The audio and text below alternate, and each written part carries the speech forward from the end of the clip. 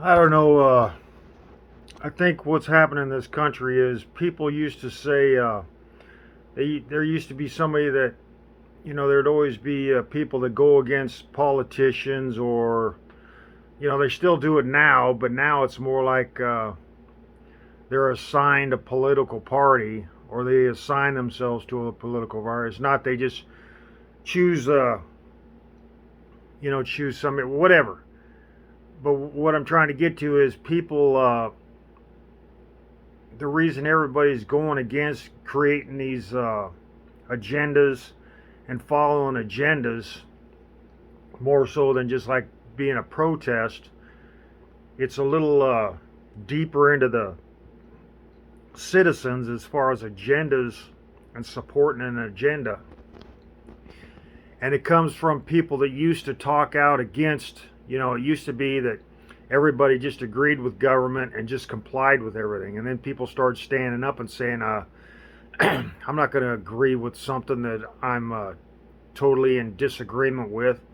And those people, at first, until people realized that their stance, sounded good, but they took a decent stance against the government, a bad policy or something like that. And people said, yeah, you're right. We should go against something that's bad policy, even though it's just, they didn't realize, they didn't really confess that they were manipulated and this way and that into just agreeing and just complying with everything the government threw at them. And then those voices were turned into, instead of going against just bad decisions, it was like any decision. It's just like over time it just evolved from going standing up against bad decisions, and then the word bad was left by the wayside and just going against decisions. And now you got both parties. This country's not doing anything because it's the other party making the decision. So the opposing party doesn't agree with anything, and they'll take an opposing situation, an opposing stance, and nothing gets done. It's like I don't know. I'm not really political, but this is what I see when you look at the big picture. That's all that's going on nowadays. Is somebody says a conservative or a liberal speaks, and the opposing side totally goes against it, and the other side just totally agrees with it, no matter if it's bad or not. So we went back from going one person standing up against bad policy, evolved over time to where this stands against this policy, and then it was like, well, this stands against policy. It wasn't a bad policy; it was just a policy, for whatever reason, or because they found out that this person got popularized by going against bad policy, and then over time it just got, people were popularized for going against policy, and now they're popularized for going against whatever it's almost like anybody speaks. It's basically not a governmental communism, but it's a citizenized communism where no matter what anybody says, it's condemned. So it went against bad policy to now it's against just anything. And they'll take a stance. If somebody stands up pro anything, that they'll have a group that'll stand up no matter if it's bad. It's like a bad policy used to be backed by just ignorance and bliss, and now bad policy is backed by ignorance and bliss. It's like it's went from what it used to be and acknowledged as government and just complied with, to now it's being promoted again, and anybody that stands up against it isn't popularized anymore. They're downgraded. And so the evolution of standing up against bad policy, just like these people, whistleblowers and stuff, whether it's some are whatever this, but anyway, this is what I'm seeing in politics, is standing up against bad policy or bad agenda is downgraded. Now, I don't know what happened. The breeding must have been standing against anything and standing for. It's almost like compliance for stupidity has evolved and been bred. It was like maybe people took a stance against that individual standing against bad policy because all they wanted to do is comply.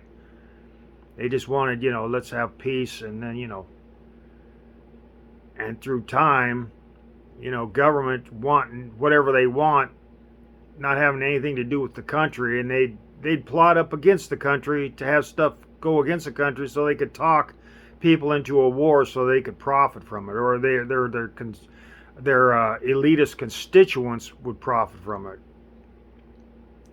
So that's where we're at now, is just people comply with bad agenda in a country of freedom, and they've taken freedom to the point where you're free to destroy a free society. There's nothing making any sense anymore. These politicians are what used to be hidden in Hollywood in the 50s by the McCarthy, the communism of McCarthy era, is now openly agreed with by the same people that used to hide it and deny it. And every time somebody basically denies something, it's almost, a politician denied it, must be true. But that's not always the case, because now if somebody denies it, you can't just automatically think it's true just because they deny it, because that's like going against your day in court. You got to have your day in court. People can't just like the press. I don't know how it used to be, but that's evolved over time now. They started backing off on it when all this agenda stuff started coming around. They started backing off on. In fact, there was a lot of people. They started backing off on just agreeing with the charges, because over time it used to be written that they were arrested for, and then it's almost like arrested for, and it was almost like the media would print that they was arrested and guilty. And now they're going back to, and there was some, sometimes it would be, I don't know what made the difference in people. Some people would be automatically arrested and described as guilty, not described as guilty in the paper or on the news, but the way they say the charges, it's almost like, oh yeah, this is a guy, this is a person, this is a whoever, and they're guilty. To where there's some where it was like, oh, there should be a protest of, and it's almost like who they claimed was guilty was innocent, and who they claimed was innocent was guilty for a while, and it was like interchangeable. It was like fluctuations in who was guilty, because there was a lot of guilty people. That there's people that are, oh, this is the first time they've ever been caught of a crime, but it's not but a lot of people sitting around that knew the person say, yeah, well, I know he's been a criminal for the last 3 decades or 2 decades, and has been a criminal for as long as I've known him, and this is the first time he's got caught. Because it's the first time he's got caught, there's easily fluctuates to where they let him off on the first charge, and yet they've been a criminal for however long. So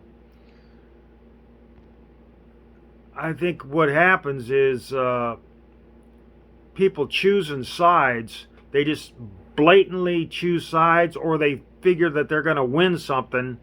There's a big prize at the end of the tunnel when they clamber together to prove innocence or prove guilt, or try to dismiss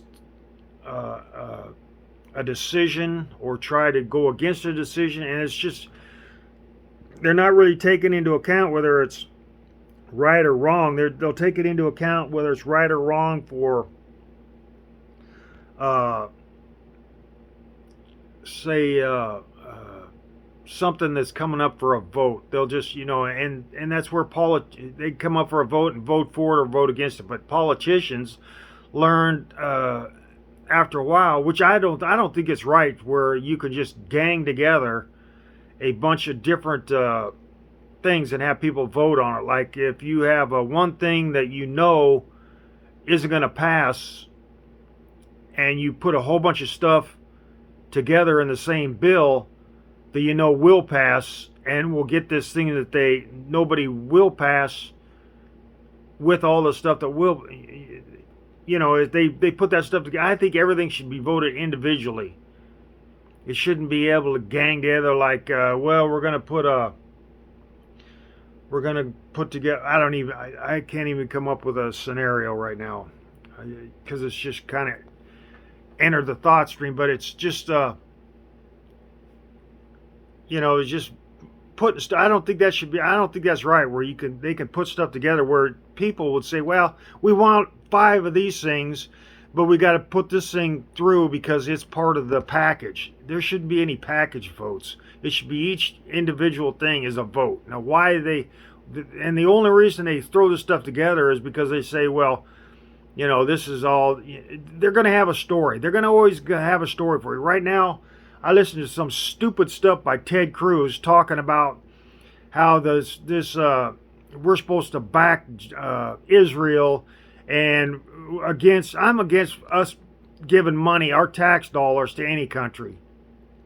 We're not they think, well, we got all this money that well, why don't you teach these other countries instead of just giving them money? That's like teaching what we're doing is, they say, well, if you give a man a fish, he'll always be back and he'll never learn to fish. But if you teach him to fish, then he'll be, on his own, and you won't have to see him again. That's not the scenario, but that's basically what it is. You'll never have a guy bumming fish off you if you teach him to fish. So all these countries are coming by and saying they have a problem, and we just throw money at them. That's like elitists have kids they don't want to raise, and every time something happens, they throw money at them. They get in trouble, they throw money at this. And it doesn't help the kid. The elitists are out there trying to be anyway. That's what these countries are doing, that we're giving money to. We don't teach them an ethical or moral or the politicians are so stupid that they think if we teach another country how to exist on their own it's like keeping your kids at home so that you always have a tax incentive. You have a tax break because you have kids at home and you can claim them as dependents. That's what these politicians want, is countries as dependents. It's like an external vote for them in a political position. And that's what they're doing with our tax dollars, is gaining votes of all these other countries. And people say, well, they're, and that it's our tax dollars. We didn't agree to any of this. I don't know who would agree to the last couple of elections. Is like, oh, we vote for it's a vote for Israel, and I'm like, since when are we voting for Israel? This is the USA. If they aren't paying taxes to this to our government, and they aren't under, either we, why would we give them money? It's made no sense except the political agenda. Citizens in this country working jobs now, it used to be 9 to 5 or an 8-hour day, is now a 12-hour day plus, part-time job if the 12-hour job don't pay. So now everybody's working, they have no life. I mean, there's elitists that have a life, but they've gained it through I was going to do a video on how this country went from middle America. There was 3 classes, but now there's another class that's pushed past middle America, and it's got so many millionaires, but it's like I don't know if it's off of a lot of people are retiring. I mean, retiring at 40 years old, that used to never be heard of. But now they're doing that, but they're trying to change, they're trying to upgrade. They're like, they got it made so good that they don't care what the price of stuff is, not realizing there's people out here having to work 12, 14-hour days just to make rent, just to pay their bills, just to live life. And they're popularized by the people that having to work these 12 and 14, 16-hour jobs by the media. And they're popularized, and what's said, the politicians take as popularity, and that's all they do is, well, this person's popular, they must speak for everybody, so we'll just go off whatever they say. And so when they say they don't care about the price of something, all these CEOs and stuff, they raise the price. I mean, look at fuel. Look at the price of a freaking pickup, an $80,000 pickup. It's a pickup. Used to be a work vehicle, a utility vehicle. Now it's like a luxury. It's free. Rolls Royce back in the 70s and 80s, an $80,000 Rolls Royce was like a brand new car. And now you got a freaking Ford or GMC or whoever pickup for $70,000, $80,000 is a luxury pickup. And there's people that are not making enough to buy, to afford a pickup. And I think I'm gonna make a video on why I think the all this diversity and stuff. I don't see it helping this country. If anything, it's bringing it down. I mean, China has a monetary diversity. Basically, all these countries that are starting to pull away from the U.S. have monetary diversity, and because they can unite, they don't have to have 1,000 different agendas. See, that's what's happening. It's like divide and conquer, and that's what's happening in this country. Is they're dividing through all these different agendas, and you have to back this, and this instead of just one. For 4 years, you get this political party with this agenda, and this party opposes it for 4 years. Nothing happens, and then this party gets in, and this party objects to them. Nothing happens. So this country is going nowhere because of these political diversified agendas. It's diversification. I'm not talking race. I'm talking what everybody believes this country, and it's so diversified. What everybody believes this country has. The people coming here as immigrants, people coming here as illegal immigrants, people that have been here, people that were natives to here. They all got these different agendas, and they're split up for the diversity because they say, well, we want our. It's almost like the government throwing a bunch of bill at you that's compounded with 5 different things, and only 2 of them are you agree with. The other 2 are thrown in there because you agree with 2, and the other 2 will get the other agenda that the political agenda actually wants. And that's another thing, how the politicians are working against the citizenry. The politicians are saying, well, to get these 2 things. Well, anyway, this country, I think we're being divided and conquered is what I think. They're trying to diversify everything they do. They try to make it. It takes 1,000, 5 different decisions. You have to agree with these 5 other things before you can agree with this. And it's just like politicians throwing bills at you. You have to agree with to get this. You have to agree with these 5 other things. And so that's what's happening in this country. And people are, to get one thing, they have to agree with 5. So it's like 1 step forward, 5 steps back. And this country's not agreeing on anything. And the world's looking at us, and being that they haven't hit this diversification yet, which they're saying, well, we're not going to diversify, because look at that. And the U.S. is not going to be able to change China. I mean, you look at them. They're, the people over there are going to say, well, what we have to accept? What are you going to do? Ship people here and try to, try to diversify our country and races, and we have to all disagree. They got their races break down to language, and area. They're all the same, but they're saying, well, this area and this area, but it's still basically the same. Whereas this country is, it's they made a pledge 200 years ago, or 220 years, whatever, to diversify and make this place a melting pot, which it became a melting pot as soon as they start throwing freedom, and then that's become freedom has become a manipulative word, where they used to be free land. Of course, I made a video on this before, where everything's marketing. What used to be real is now just marketing, and they're just they're dragging it along, saying, yeah, we have a free country. And I mean, there's still free land. I think there's free land up in Alaska, but it's not like it used to be, where they was selling free land. You come here and people will blow into the country just to get a grasp of free land. So I don't know. It's real estate, I think, has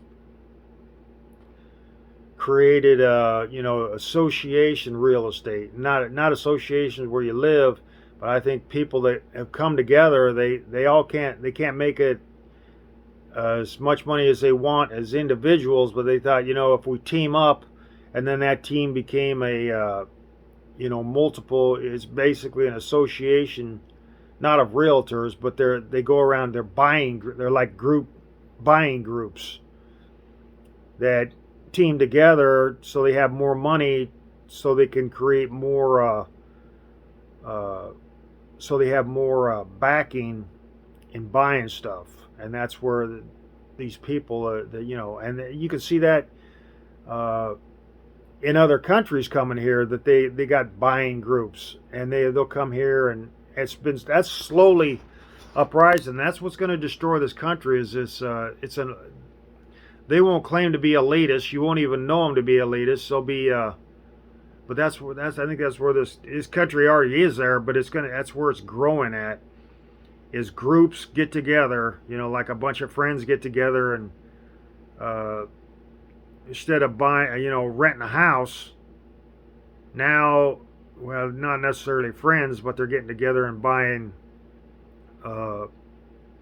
blocks of housing, blocks of dilapidated housing, and they got, maybe one of them has a buddy up in the planning area of a city council or something, and they say, well, if we raise the taxes in this area, or we start implying rules and regulations and fines in this area, that we can drum these people out, and this group that I know can buy them up. They might not discuss it with the people in the planning, but the planning is like, oh yeah, well, we can clean up this area that's not influential as we want. And they don't have it. They're not making, they want everybody in a new house, a new car, but not everybody has this great job, because of these freaking planners and all these elitists want to screw everybody out of their money. They're doing all the work so that they can be rich.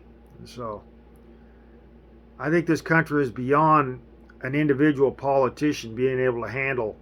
In fact, I don't think a government is necessary anymore to organize the country. I think government is basically organized crime. I think that's where it originated from. I don't mean organized crime as in mob. I mean back in where villages started pairing up to maybe trade and stuff like that. And then after a while, somebody thought, well, they got a lot of hides, and if we steal their hides or something like that, and then they'd steal hides or steal whatever it was, steal supplies from this other village, and then go in there and say they could protect it for a certain amount of hides.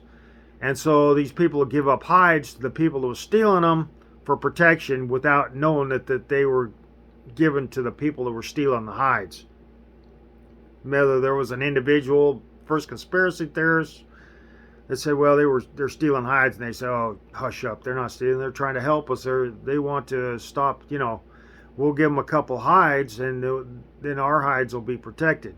And so they get paid free hides for possibly not even protecting, because that's how our government is now. When they say, oh, we're protecting the country, and they got all the police, and people are being murdered on a daily rate, and then they send people off to war for their own agenda. It has nothing to do with the country. It's all political. It has to do with government, but not the country. The country, we're here, we don't have any enemies. We're trying to pay our payments, our bills, and the country comes up with these idiotic things that some corporation or some elitist say, well, if we go in there, and they plan it among their agenda committees, and say, if we go in this country, we can make a bunch of money doing this, and we can sell it to the U.S. as far as this, and we can say this, and then we can get what we want. The government will think they're doing something right, and they can sell it to the people, and the government, they can't be thinking they're doing anything right anymore. They got to know that it's up. If they don't, then they're whatever it is, where they're naive. They're naive and they shouldn't be in politics. And even if they aren't naive, people think, well, they're a good person if they're naive, because they're not. Well, what about a person that stands up against bad stuff? And now we're back to that. So I don't know why I'm doing this video, but I'm gonna be titled appropriately, I think. I just it there because what a confusing mess everything is when you think about all the stuff you got to deal with on a daily basis. Where it used to be, you go to work, 8-hour day, you go home, you have a couple hours, you do this, that, or the other, you live a normal life. Now your hours have doubled, and you have no off time unless you're an elitist, and these people that band together in popular groups, and they friends or whoever bond their money together so that they can become rich. And maybe that's where it's at, but not, these people working these 16-hour jobs, or people that, they're in a critical situation, can't afford to give up money. So they're always going to be poor. And these other people that were middle American, or maybe they were a little higher than middle income, had enough money to form these groups, and so now that's their retirement. Instead of IRAs, which have turned out, IRAs and all these CDs that have zero interest to them, and basically you can't trust the stock market. And the instability of this country, that's another thing. There is no stability. The fuel prices, everything, they're constantly raising taxes. They're constantly everything's fluctuating. Prices on everything is either going up, and it's just a fluctuation. It drops when people complain, but then when they quit complaining, it escalates again. So that's all that's happening in this country is the destabilization of this country.